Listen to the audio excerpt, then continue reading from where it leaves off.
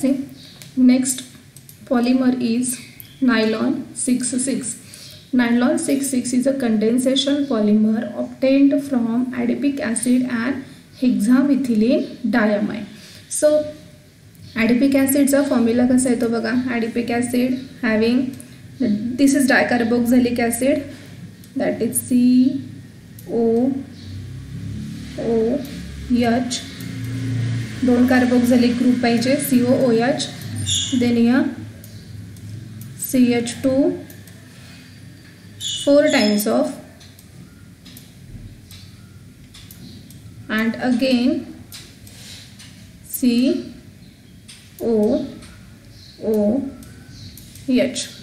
This is a dicarboxylic acid plus hexamethylene diamine.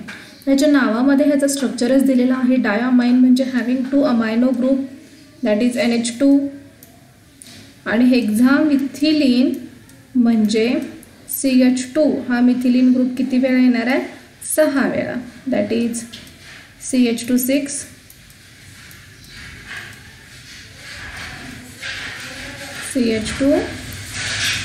6 times of, and here again NH2.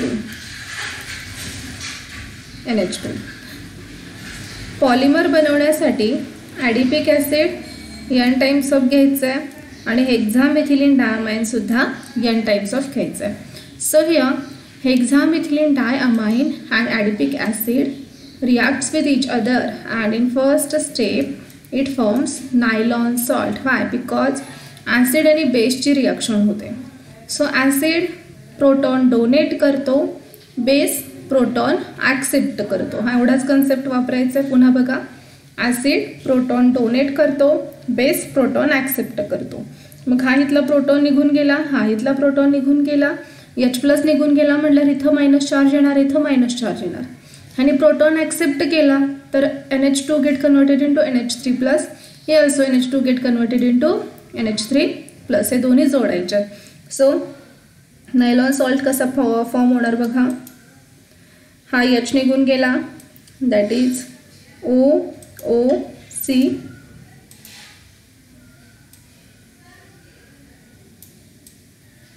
ते C double bond O असं लिहिलं तरी चालेल. C double bond O, C double bond O, ह्याच्यावरती charge minus, CH2 4 times of आहेत. therefore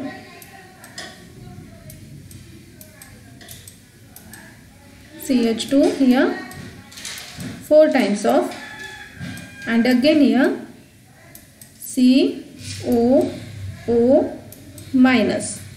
आता इथं हा बेस आहे, हा प्रोटॉन ॲक्सेप्ट करणार, therefore get converted into NH3+,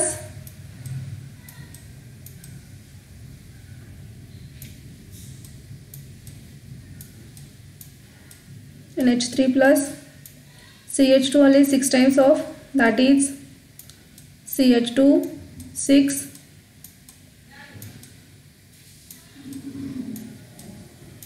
CH2 6 times of, and here again NH3,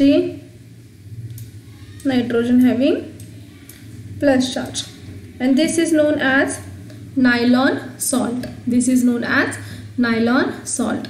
Again nylon salt get converted into nylon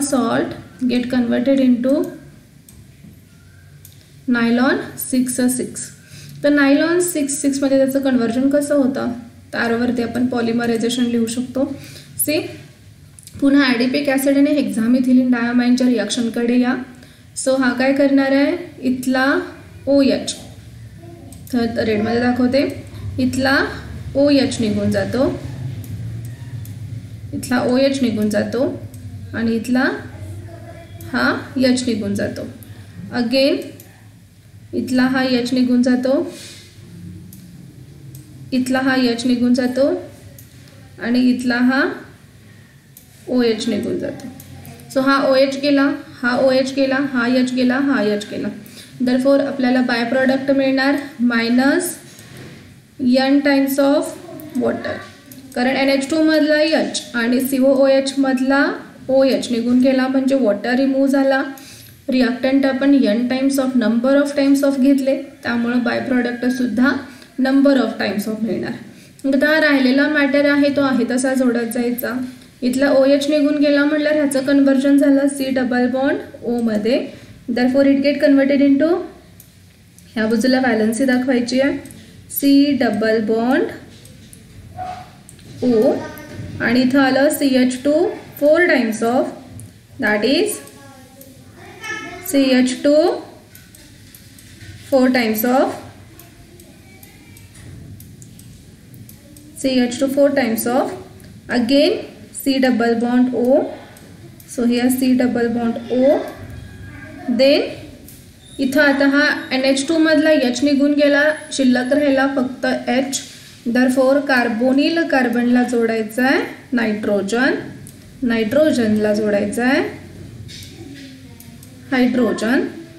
then CH2 आले 6 वेळा, therefore CH2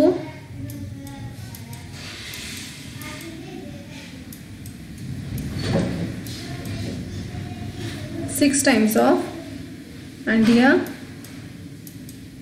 N H. तर हा झाला रिपीटिंग युनिट. हा युनिट नंबर ऑफ टाइम्स काय होणार, repeat. कारण monomer घेताना ॲडिपिक ॲसिडच्या पुढे हेक्सामिथिलीन डायमाइन, त्याच्या पुढे पुन्हा ॲडिपिक ॲसिड, त्याच्या पुढे पुन्हा हेक्सामिथिलीन डायमाइन, म्हणजे 1 by 1 हे घ्यायचे. नंबर ऑफ टाइम्स ऑफ अशा पद्धतीने हे रिपीट होणार आहे. देअरफॉर ही एक चेन आपल्याला मिळाली ॲडिपिक ॲसिड आणि हेक्सामिथिलीन डायमाइनची रिॲक्शन झाल्यानंतर मग हे पुन्हा रिपीट होणार आहे. म्हणून आपण इथं ग्रोविंग एंड दाखवले, म्हणजे हे ह्या बाजूला पण रिपीट होणार आहे आणि या बाजूला पण रिपीट, दोन्ही बाजूला रिपीट होणार आहे. म्हणून आपण या बाजूला रिपीटिंग एंड दाखवले. तर ही जी एक चेन घेतली तर हिला आपण रिपीटिंग युनिट म्हणतो. आणि रिपीटिंग युनिटचं कन्वर्जन पॉलिमरमध्ये करत असताना याला फक्त ब्रॅकेट करायचं आहे आणि ब्रॅकेटच्या बाहेर इथं n टाइम्स ऑफ लिहायचं आहे. So this is known as nylon 6,6. This is known as nylon 6,6. आता इथे बघा, ह्याला नायलॉन 6,6 असं का म्हणायचं आहे, तर 2 अमाइड लिंकेजमध्ये 2 नायट्रोजनमध्ये इथं 6 कार्बन्स आहेत. आता हा नायट्रोजन आणि इथं ह्या बाजूला सुद्धा काय येणार आहे, नायट्रोजन. इथं या बाजूला NH जोडायचं आहे. सो इथला नायट्रोजन आणि इथला नायट्रोजन ह्याच्यामध्ये सुद्धा किती कार्बन्स आहेत, तर 6 कार्बन्स आहेत. मग हे 6 कार्बन्स वेगळ्या पद्धतीचे आहेत आणि हे 6 कार्बन वेगळ्या पद्धतीचे आहेत. किंवा हे 6 कार्बन बघा, 4 मिथिलीन ग्रुपमधले तर 2 कार्बोनिल कार्बन आहेत आणि हे 6च्या 6 कार्बन हे मिथिलीन ग्रुपमधले आहेत. म्हणून 2 वेळा 6 म्हटलं. नायलॉन 6 मध्ये 6 कार्बन एकाच पद्धतीचे रिपीट होत होते म्हणून त्याला एकदा 6 म्हटलं तर नायलॉन 6. इथं 6 2 वेळा का घेतल्या, कारण हे कार्बन वेगळे आणि हे कार्बन वेगळे आहेत. Therefore non as nylon 6,6. Again nylon 6,6. Then uses of nylon 6,6. Nylon 6,6 is used for making sheets, bristles for brushes, surgical sutures and textile fabrics. This is about nylon 6,6. Then next family is ester family. Next family is ester family. त्याच्यातला आपण पहिला polyester बघणार आहे, that is Dacron. That is Dacron किंवा त्याला Terylene असं म्हणतात. तर पॉलिएस्टरच्या बाबतीत बघा, this polymers having ester linkage. Ester linkage म्हणजे काय, तर COO. This polymers having ester linkage, that is COO. These polymers having ester linkage joining the repeating unit, commercially important polyester polymer is Terylene or Dacron. Terylene किंवा Dacron हा जो आहे तो commercially important polyester आहे. Dacron is the condensation polymers of ethylene glycol and terephthalic acid. तर ह्या डॅक्रॉनला कसं बनवायचं, तर हा कंडेन्सेशन पॉलिमर आहे आणि याला बनवण्यासाठी इथिलीन ग्लायकॉल आणि टरफॅलिक ॲसिडचा वापर करायचा आहे. Heating at 420 to 460 kelvin in presence of zinc acetate or antimony trioxide as a catalyst. So this is the ethylene glycol, this is terphthalic acid. आपल्याला बाकी काहीही करायचं नाही आहे, फक्त अल्कोहोलचे आणि कार्बोक्झायलिक ग्रुपचे रिॲक्शन करायचे. अल्कोहोल आणि कार्बोक्झायलिक ग्रुपचे रिॲक्शन केल्यानंतर मिळणारा जो प्रॉडक्ट आहे तो प्रॉडक्ट इस्टरच मिळतो. आणि बॉन्ड कशा पद्धतीने ब्रेक होतात, तर अल्कोहोलमधला ऑलवेज H रिमूव्ह होतो आणि कार्बोक्झिलिक ग्रुपमधला OH रिमूव्ह होतो. इथं बघा, अल्कोहोलमधला H रिमूव्ह होतो, कार्बोक्झिलिक ग्रुपमधला OH. पुन्हा बाय प्रोडक्ट कोण असणार आहे, हा H आणि हा OH वॉटर, हा H आणि ह्याच्या मागे टरफ्थॅलिक ॲसिड असणार आहे त्याच्यातला OH वॉटर, हा OH आणि ह्याच्या पुढे काय असणार आहे, इथिलीन ग्लायकॉल त्याच्यातला H.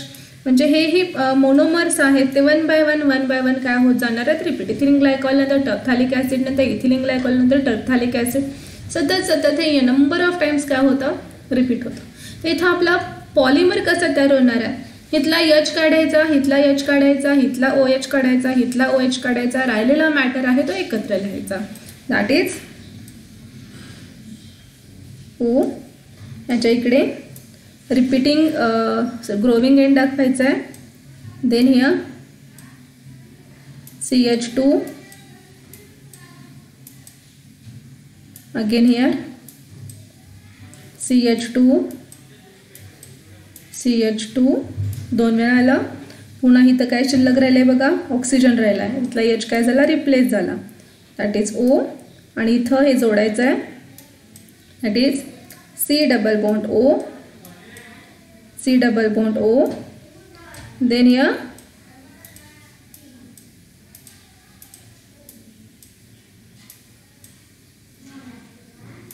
then C double bond O,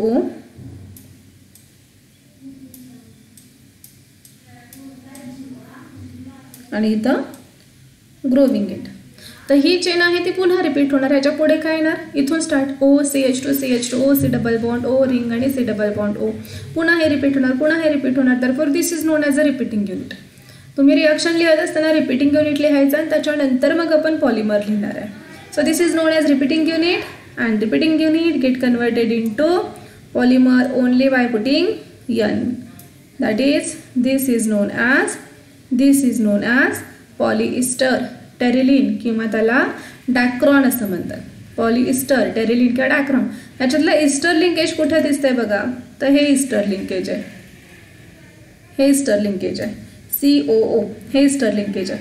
आता इथं काय ह्याच्या पुढे काय असणार आहे, ऑक्सिजन असणार आहे, हे इस्टर लिंकेज आहे. ह्याच्या मागं काय असणार आहे, C डबल बॉन्ड O असणार आहे, हे इस्टर लिंकेज आहे. So this is known as polyester, का तर ह्याच्यामध्ये number of times ester linkage repeat होतं. Therefore this is known as polyester. Again this is known as Dacron, this is known as Dacron, this is known as Dacron और Terylene. See here, this is known as dacron or Terylene. This is known as dacron or Terylene. Then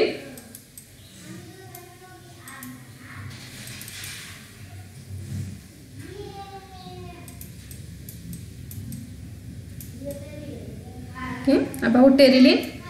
Terylene has a high melting point. त्याचा melting point जो आहे तो 262 degree centigrade आहे.